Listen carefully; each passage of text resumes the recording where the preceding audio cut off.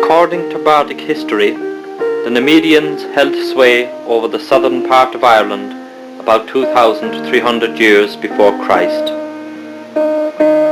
They were supplanted by a people called the Firbolgs, who in turn were ousted by the Tuatha De Danann. About 350 BC, the Miletians or Celts came to Ireland. Their language, customs and laws spread throughout the country. The chief Munster Miletians were the Iberians, who were divided into three great branches: the Dalcassians, the Onocht and the Clown Cian. The King of Munster was chosen alternately from the Dalcassians and the Onocht.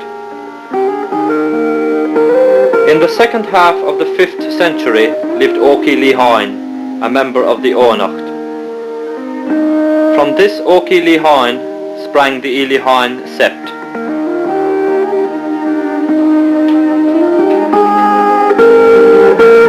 The Ilihain held sway over East Cork from Cool to Cork and Youghal. This area had previously been ruled by a people known as the Erna. The Ilihain Taoiseach or chief had his seat at Castlelyons. At the Battle of Clontarf in 1014, the Ilihain were led by Murchadach, son of Anchada. From the 10th century on, the Ilihain came under increasing pressure from outside attack and internal strife. The Dacia on the east, and the McCarthys and Mahanys on the west made inroads into their lands. By the middle of the 12th century, the Ilihain territory had been whittled down considerably. In 1169, the Normans invaded Ireland on the invitation of Dermot MacMurrough. The following year, King Henry II landed in Ireland and got the submission of the King of Cork.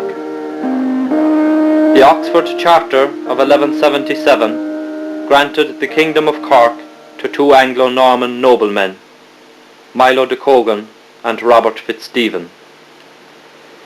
The Ilihain lands came under the control of Fitzstephen.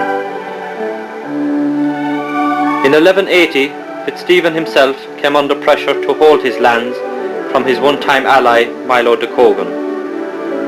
He sought the aid of his nephew Philip de Barry of Wales.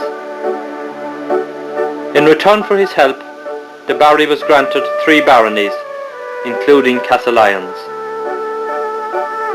The Barrys' long association with Castlelyons had begun.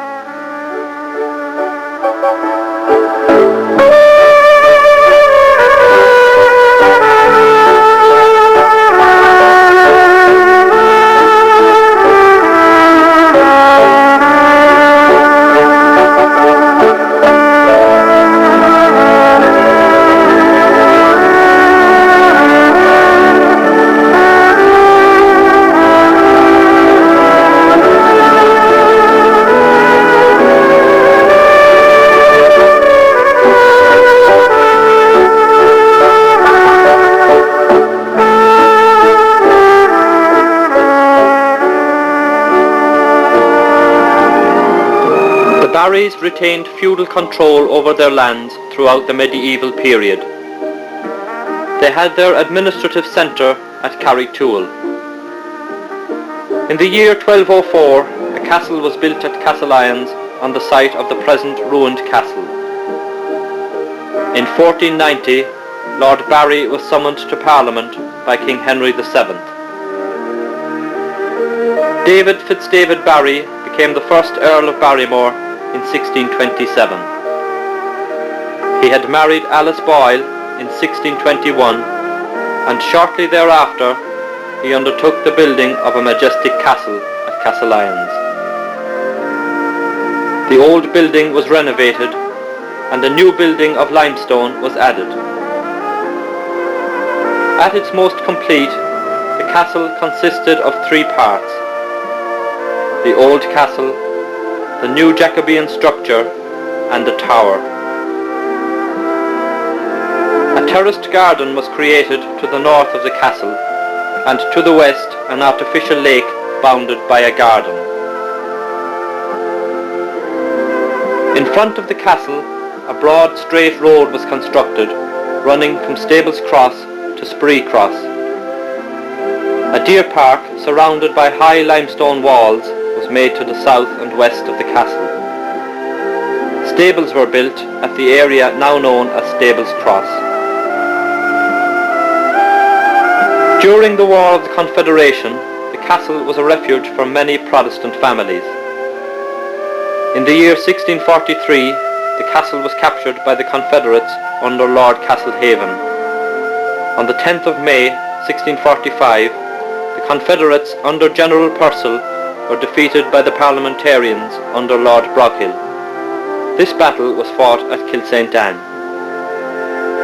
Hostilities continued until Cromwell pacified Munster in 1651. The castle was accidentally burnt on the 22nd of July 1771 while undergoing repairs to the tower roof.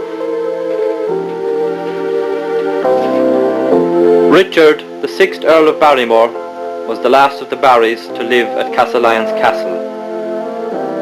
In 1783, the Barrymore estate at Castlelyons was sold to John Anderson from Scotland, and in 1806 it passed to Samuel Perrott of Cork. The last Earl of Barrymore, Henry, died on the 18th of February 1823 in France.